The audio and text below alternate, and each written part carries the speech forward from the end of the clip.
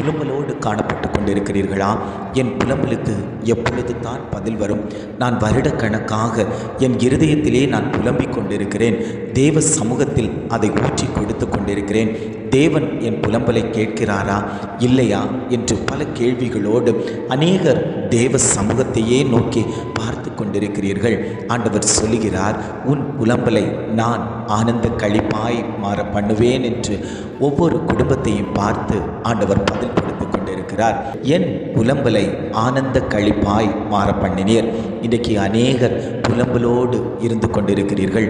பிள்ளையை குறித்தான ஒரு புலம்பல், வியாதியை குறித்தான ஒரு புலம்பல், போராட்டத்தை குறித்தான ஒரு புலம்பல், பிரச்சனையை குறித்தான ஒரு புலம்பல், என்னுடைய பிஸ்னஸை குறித்தான ஒரு புலம்பல், இப்படி பல புலம்பல்கள் இருதயத்தில் இருந்து கொண்டாலும் அந்த புலம்பலுக்கு எப்பொழுதுதான் மாற்றம் வரும்?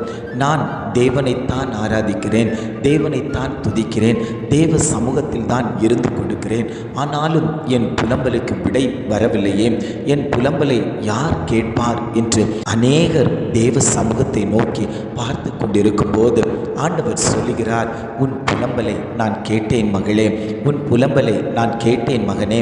அந்த புலம்பலுக்கெல்லாம் ஒரு ஆனந்த களிப்பு வரப்போகிறது.